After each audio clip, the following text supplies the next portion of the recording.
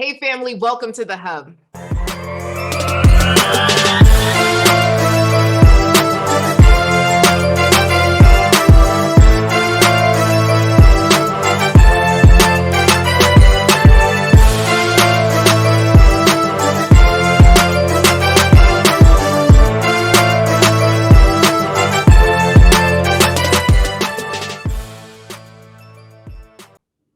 So today I'm so excited because I have a new Clubhouse friend, Cherian, who is a confidence and mindset business coach from Curacao. What's up, Cherian?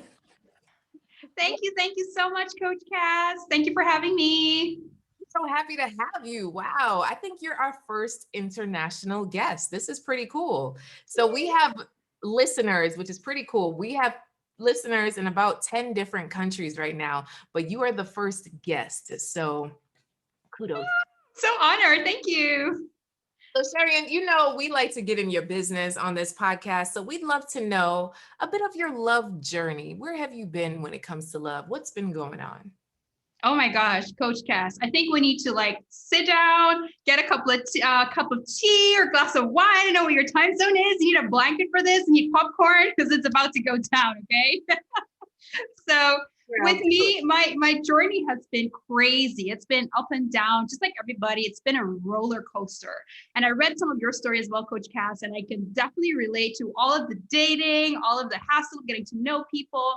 Unfortunately, on my end as well, I've also been through some traumatic experiences coming from my broken home where I was raised. My parents divorced when I was 15, and that unfortunately led me to making very poor choices in men because of my very disruptive, very unhealthy relationship with my dad. So, ladies, if you can relate to the daddy issues, let me know because this is something that a lot of women struggle with, okay? Until we accept and acknowledge that this is something we need to work on so we don't let people continuously make use of that. So how did you work on that, Cherian, in terms of daddy issues? Because there's so many Great women question. that don't Great have. question. So, like I said, acknowledge that you have to work on the pain and on whatever you still have holding on against your father. Until we don't release that, we're going to continue giving that person the power over us to continue hurting us. And when these fathers are hurting us, either we are going to continue hurting ourselves or hurting other guys. So we're either punishing them for something our dad did, or we're choosing the ones that are just like our father. And we continue in this cycle of pain until we heal and break out of it so that we can continue healing the next generations to come, right? So that's the choice that I have made deliberately. I got therapy, I got coaching, I got friends who supported you because you need support. A support system is so important in everything you do, including your relationships. And of course, I sought God a lot in prayer and fasting and meditation so that I can find that healing because He's my creator, right? You need to go to the source to find that healing. So that's how I did it. Beautiful. Oh, that's so beautiful. So where are you now? You know, are you single, ready to mingle? Where are you when it comes to love, life, and dating? Absolutely. So I decided deliberately to take time for myself. In 2019, I was in a relationship, engaged, about to get married. Wedding venue was booked, guests were invited, wedding dress was ready. It was all there. But unfortunately, I was not living a true life. I was not happy deep down inside. The outside, I was rated like you see me now. I was like smiling and yay, beautiful. Yeah, I'm all for it. I'm happy. But in the inside, I was dying because I was pressured by my family, by my culture, by my circumstances. I was like hitting 30. I was like, oh my gosh, I'm about to get 30. I was having like this 30 fever, I call it, where you're like freaking out. It's kind of like your biological system is doing something, telling you need to settle, you need to get married, you need to have kids. So I basically just got myself in that situation. And at a certain point, I said, I can't do this no more. I can't do this no more. Counseling was one of the biggest things that helped me get to that point. And I made the bravest decision ever in my life to just walk away from the wedding, walk away from the engagement, pack my car with my belongings. That's all I had. And I left that relationship and I started all over again. And when I started all over, ladies, I rediscovered myself. I redefined who I am. I fell in love with myself all over again because I wasn't finished loving me, right? And I'm gonna still on this journey almost 2 years later now, working on me, starting my business, empowering other women, talking about my story, sharing, empowering other women to find their healing and find their true happiness.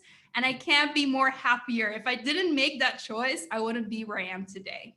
Wow. Oh my. So walking away from a wedding. There's so many women that they just wish and hope and pray for that day that they can have a wedding. So where did you get the strength to walk away, especially with the venue booked and all your family and what will they think? What is it I that you know. think give you the strength to do that? Yeah. And I did get resistance and I get that criticism. Of course, I did have people that didn't agree with my choice. But the power came from God. The power came from God knowing that He created me to be someone special. He created me. I mean, the Bible says it. We're fearfully and wonderfully made. We were created to be happy, live in a life of abundance. We were created to be queens. So why would I settle less and lower my standards, lower myself? And settle for a life. I mean, this is a commitment for the rest of my life. That's how I see marriage. It's not just we'll see, we'll figure it out, right? This is a commitment. And me going into that commitment, knowing that I'm not happy, knowing that I'm going to settle for less, knowing that I'm not going to live the life that I actually desired, for me, that gave me strength to say, okay, God, I need you in this because I am like broken and I'm confused and I know what to do. So help me get out of this. And He did. And I got almost also as well, next to all the critique and all of the rejection and the criticism and everything that everybody was like against, I also got support from people. So you'll be surprised how many people came forward say, oh my gosh, Cherian, I admired the decision you made because if I were you and if I had that bravery that you had, I would have walked away from my marriage too. But now I'm bound to this and I need to make it work because I already tied that knot. Right. So when you say settle for less, do you mean less in terms of stature and money, or settle for less? What do you mean? Because it's a hot thing now where ladies are out here like, I only want a man that makes this amount of money and can pay for everything. So are you talking about that kind of settle for less? Like he just wasn't making enough, or what kind of settle for less were you thinking? And thank you for asking that question, by the way, to clarify that, because that's the thing that I tell everybody. Settling for less is nothing to do with material. Yeah. Settling for less is about who you are as a person. What is your purpose in this life? What are you born and made to be? And how is that person going to fit with who you are and your purpose in your life? Instead of going into a whole different direction that's going to keep you away from being who you are and fulfilling your purpose, because you're doing yourself your disservice. You're doing God a disservice because He created you with a purpose to do something and you're sabotaging that, right? You're sabotaging to live your life fully potential. So that is what I mean with settling for less. Do not do this, ladies. I don't care how desperate you are. I was desperate too. Listen, I was like, my womb was like doing weird stuff going on and my hormones are going crazy. I can't do this no more. You know why? Because I would be so unhappy and so bitter, and I would get kids and I would implant that in them and I would create disaster generations. And that's a responsibility I do not want to have on my conscience. Ooh, powerful. Oh my goodness. Disaster generations. Nobody wants that. Oh, okay. Right. And I came out of it from my parents. They divorced because it was not a match. They settled for less. And knowing that, seeing that growing up, somehow unconsciously, that's the kind of energy you attract in a relationship. So you got to really acknowledge and you got to do deep work on childhood traumas. This is something I tell you, this is not something to take lightly. You need to observe the potential partner you're looking for, observe their family background, know where they're from, know what they've been through. Did they find healing? Are they now tapping into their full potential and developing that, or are they already there? Right? If you don't take a look at that, and including yourself, you're going to come together and create this nasty recipe of whatever it is you're creating, and you're going to pass that along to the next generation. That's something I did not know. I learned that just now working on myself. That's so beautiful. It's so funny because my husband, the environment in which he grew up in was beautiful, right? And Mhm. I still see it to this day. The relationship he has with his mom is something that I see out of a movie, right? They never speak ill of each other. They're very kind to each other. They always say nice things. I'm like, what? Where did you find each other? Like just him and his mom. I'm like, huh. So then he looks at me and my parents, where they always pick at things like, oh, you got a chin hair. I'm like, you really got to point out the chin hair right now? So it's such a stark difference in how we operate and understanding that, right? Understanding your family dynamics and how they fit and why your partner, your spouse acts the way that they do is essential in and of yourself. So yes, ooh, and that truly is a lifelong journey. So, oh, thank you. Thank you, Sherry. Yes, absolutely. So I'm 33 now and I'm single. I am sexy. I am successful. And I don't mean sexy with sexual. I mean sexy with I'm confident. I love myself.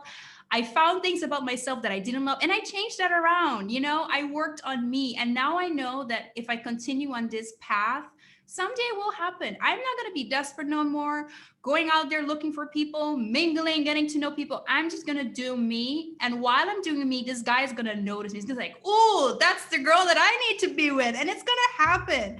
So plant seeds of confidence, self-love, purpose, having a beautiful future. Plant seeds of what you want to achieve. Have your plans, have your goals, have your dreams. And the dude will fit in. You won't have to settle for anything less. Beautiful. So, based on everything that I've been through, based on my friends around me, my family around me, we all came to the question, what is it when women turn 30? And they have this 30 fever that they need to settle down, they need to have a partner. Some of them are like 30 plus already. Oh my gosh, I have like a career, I have everything, I have a business or whatever it is. I don't have a dude. How do you deal with that pressure and that fever that you get so that you don't settle for less?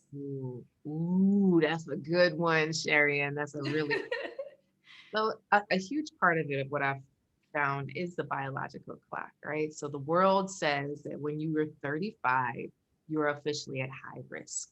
So That's if you don't even have a prospect in sight at 30, then you start to get antsy, right? Okay, well, I have to meet him, get to know him, marry him, be hang out for a little bit, and then have a baby all before 35. So then there's this sudden pressure that we have in and of ourselves. But then there's the family members. And the mm, family members have all of the things to say about, well, what's wrong with that last guy? Well, what about this guy? Or I got a friend, and it just becomes a place where you just need to get pregnant versus being happy, right? Because they need grandkids. It just is what it is. You're waiting too long. You're focused too long on your career. So it really is a societal pressure. I have seen women tell men within 6 months of meeting them, like, hey, just so you know, I'm getting pregnant this summer with or without you. Yeah. okay. So, yeah, exactly. And so the guy goes running and it's just like, all right. So really and truly, it's a society thing. And so it just comes down to you accepting in and of yourself. If life doesn't play out exactly as I planned or the movies go, am I Mm, okay with that? Right? And just playing out those different scenarios. Yes, I could find somebody to give me a baby right now, but would that make me happy? Yes or no? Some people, yes. Some people, no, right? Another would be, well, I could find someone, but maybe we can adopt, or maybe they already have kids that I can love. mm, Is that okay? Right. And playing those scenarios out. Or three, am I okay with it just happening as is and maybe not having kids and just being an auntie versus rushing this whole thing? So it really comes down to values, what you value, and then why you mm, value it. I'm specifically thinking of a story that I read, and a couple was about to get a divorce, right, Cherian? They were mm, about to get a divorce. And the guy was like, look, I told you I never wanted kids. And the wife was like, no, I thought you would have changed your mind. Right. So they went to counseling. mm, They went to counseling. And what they found out is that her mother always told her, you're not a real wife. You don't have a full family until you have a child. mm, So she always felt less than because she didn't have a child because her mother was in her ear. And then mm, with him, it turns out he was raised Jehovah Witness, and his childhood was filled with knocking on doors and people slamming doors in his face. And he's like, I'm not going to put another human through that. Right. mm, So that was his thing. So the both of them had something of why they did or why they didn't want kids, and it had nothing to do really with them. So when they came together and uncovered that, they decided to stay married and slowly but surely figure out, what does children mean for the both of them. mm, And so just for you and anyone and your girlfriends who are listening in, really just to think about, well, why must you have kids? Why is that a must? mm, And must it come from you? Or could it be one of these millions of children that are without? Or could you just be a great auntie and that be okay? Right? that's These are the things. Look, I told myself that I will have a child with a man that I am married to at conception, right? Because we never know what can happen, right? So at conception, we are married, and that I really feel that he would be a great father and do this thing called life with me and not Right. just myself. Because as a Caribbean woman, it usually just ends up the woman doing everything Mm. and Mm-hmm. there, and it's just like, I don't want that life. Mm. So, the decision of having a child was really based on who he was and how he treated me. So I would have been fine, you know, no kids. But because he was so good to me, I knew that I wanted to bring another person into this circle, into this family. So it was a very intentional decision on my part.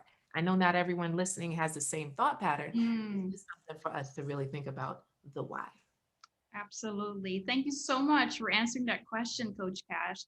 It's indeed something that we don't think about. And I was younger as well, like 3 4 years back. I didn't think about what the consequences are of having a child with someone who's not really your partner and the father of your child, because there's two roles you got to look at, right? It's not just about you, it's about the child. So there's definitely indeed a lot to consider and a lot to think about, which is why I am personally a fan of having your list. A lot of people say you shouldn't have a list, it's just not healthy. You're going to judge people. I'm like, you need to have a list. These are what I want. I know what I want. I know this is who I am. I know what I want. Because if you don't have goals in life, then where are you going? What are you looking for?